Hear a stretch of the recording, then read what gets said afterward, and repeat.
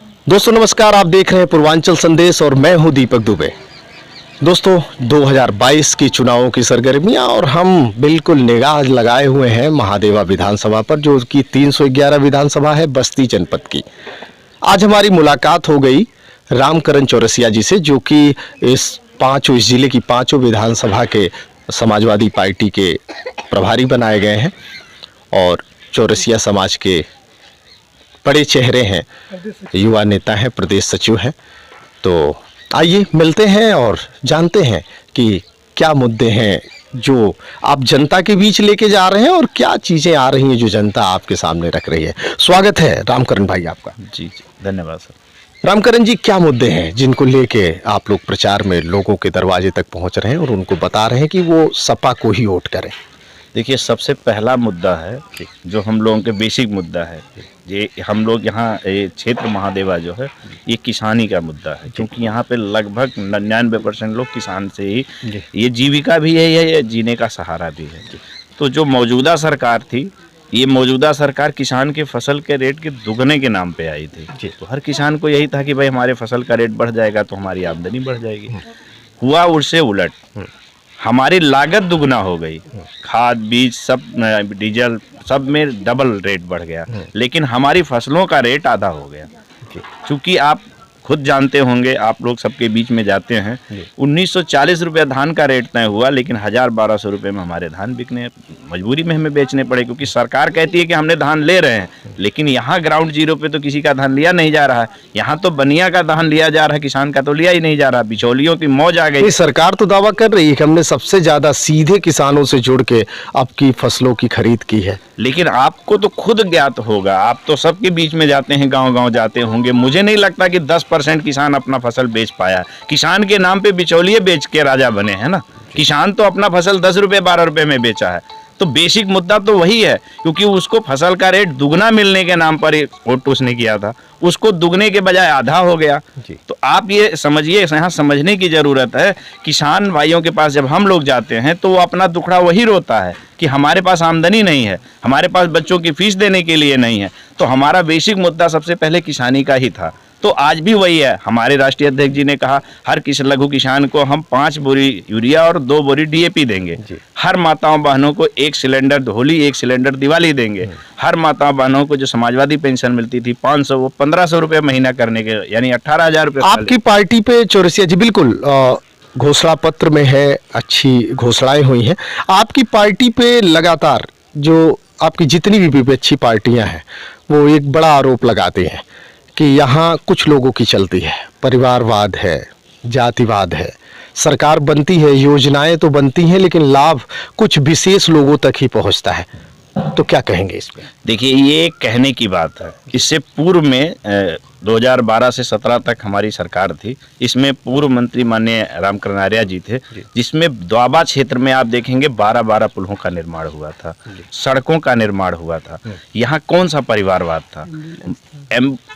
और दूसरा, जो बड़े नेताओं का परिवारवाद की बात करते हैं, तो क्या बीजेपी में परिवारवाद नहीं है? देखिए, सभी बीजेपी के बड़े नेताओं के पुत्र आज भी टिकट पाकर और चुनाव लड़ रहे हैं, तो वो परिवारवाद नहीं है क्या? देखिए, हर किसी का अपना कुछ होता है। जो चुनाव लड़ने की स्थिति में होता है उसे हर पार्टियां टिकट देती हैं। इसको परिवारवाद नहीं कहा जा सकता मेरे मानने में।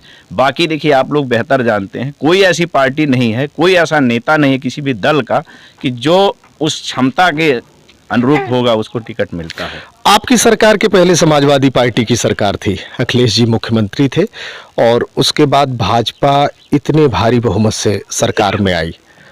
जो एनालिसिस आया, जो विश्लेषण आया, वो आया कि जो सपा की गुंडागर्दी थी उसके खिलाफ लोगों ने मतदान किया और जातीय गणित टूट गए। जो जिस हिसाब से सीटों का रेशियो आया, जातीय गणित टूट गए। यानी उन लोगों ने, जैसे मैं कहूँ पिछड़ा, दलित, इस समुदाय का भी काफ़ी भारी मात्रा में वोट भाजपा को मिला, क्योंकि कहीं ना कहीं लोग जो गुंडागर्दी थी उससे प्रभावित थे। तो कितना विश्वास दिला पा रहे हैं रामकरण जी आप लोगों को कि ऐसा नहीं होने वाला? जी, आप जो कह रहे हैं यही चीज़ तो बीजेपी के सभी नेताओं ने जनता के बीच में उनके कान को भरने का काम किया था कि ये गुंडे और मवालियों की सरकार है। देखिए ये गुंडे मवालियों की तो सरकार बीजेपी की है। किसान भाई सुनियोजित तरीके से आराम से अपना शांतिपूर्ण प्रदर्शन कर रहे थे। आपने देखा होगा गुंडा जो होगा वही तो किसी के ऊपर गाड़ी चढ़ा देगा। गुंडों की सरकार तो बीजेपी की है।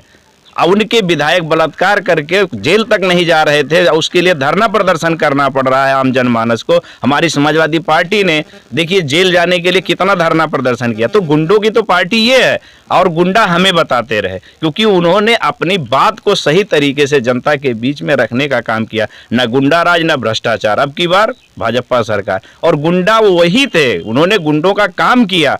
आप खुद ही जानते होंगे कि आप हमारे सब लोग, आपके भी परिवार में खेती किसानी होती होगी। अगर आपका कोई समस्या है, आप उस समाधान के लिए प्रदर्शन कर रहे हैं, तो आपके ऊपर अगर कोई गाड़ी चढ़ा रहा तो गुंडा उसे कहेंगे, या कोई शांतिपूर्ण प्रदर्शन कर रहा है या समाजवादियों ने जो शांतिपूर्ण प्रदर्शन किया ये गुंडे हैं?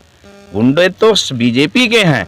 वो उल्टा हम पर थोप के हमारी सरकार जनमानस में ऐसी बना दी हवा, उसी हवा के चलते जनमानस को लगा कि एक अच्छी सरकार आने वाली है, किसानों की फसल दुगना रेट देगी, यहाँ से गुंडा राज भ्रष्टाचार कम। चौरसिया जी, आंकड़े बोलते हैं और सरकार आंकड़ों पे बात करती है और कहती है कि हमारी 5 साल की सरकार में जो सांप्रदायिक दंगे होते थे जिनसे ये प्रदेश त्रस्त रहा है वो नहीं हुए। आखिर इस पे क्या बोलेंगे? आप देखेंगे लगभग एनसीआरबी की जो रिपोर्ट है इसमें लगभग 150 दंगे तब भी दर्ज हैं छोटे बड़े लगभग। लेकिन कहीं पे कोई चैनल, आपने तो ये मुद्दा उठाया भी, लगभग सभी पत्रकार बंधु इस पर कुछ बोलने को तैयार नहीं है।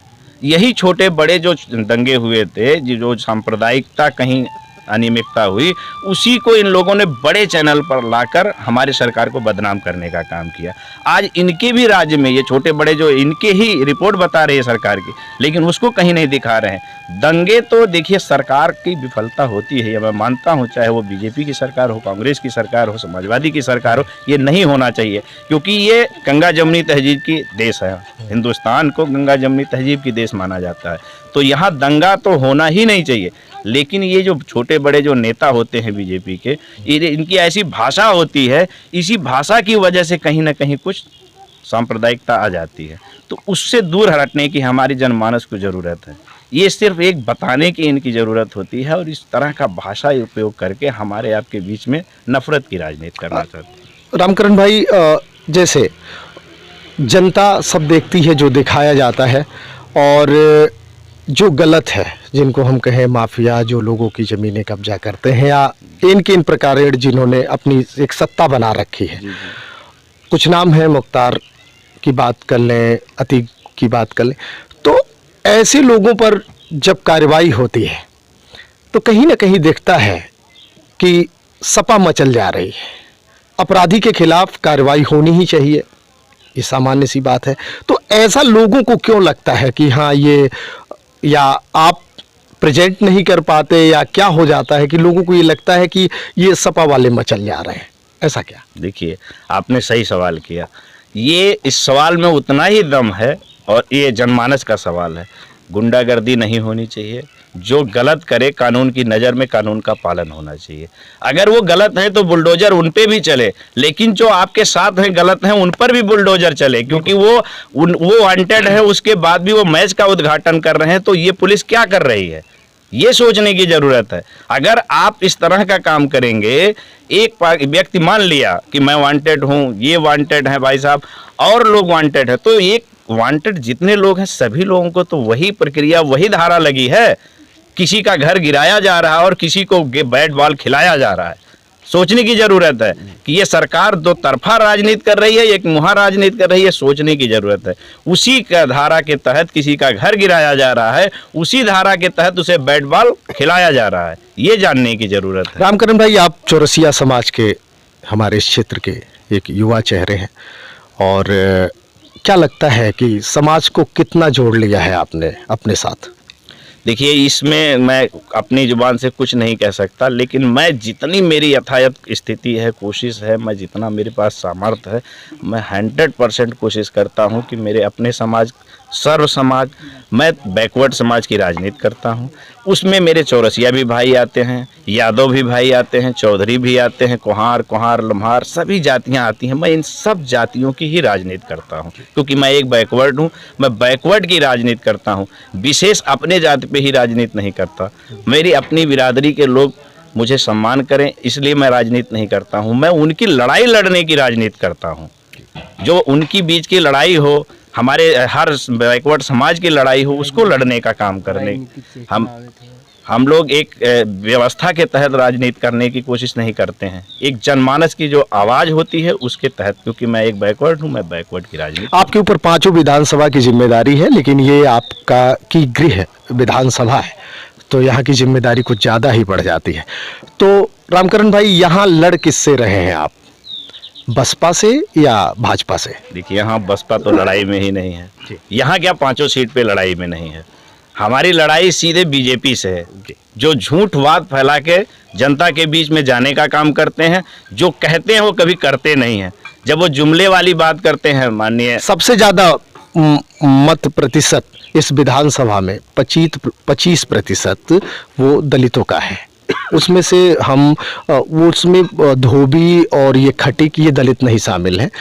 अगर आपके आंकड़े देखें तो लगभग 1 लाख वोट बसपा के हैं, और बसपा के जो प्रत्याशी हैं उनका सारा प्रचार सिर्फ दलित बस्तियों तक ही सीमित है, जो हम लोगों को नज़र में आ रहा है। जब हम चल रहे हैं फील्ड में, तो वो कह रहे हैं कि हमारे वोट तो कहीं नहीं जाने वाले। तो फिर लड़ाई में बनाएगा कौन? क्योंकि हमेशा यहाँ बसपा ही दूसरे नंबर पे रही है। जब से बसपा की राजनीति शुरू है, बसपा ही दूसरे नंबर पे रही है। तो क्या लगता है रामकरण भाई? देखिए, आपने सही सवाल किया है, मैं आपका धन्यवाद करता हूँ। देखिए, नंबर 1 पर तो हम ही लोग रहेंगे, समाजवादी लोग। दूसरे नंबर की ही लड़ाई में बीजेपी और बसपा लड़ रही है। अब वो दोनों में से कौन लड़ेगा वो वही जान लें, क्योंकि उनकी लड़ाई दूसरे तीसरे की चल रही है।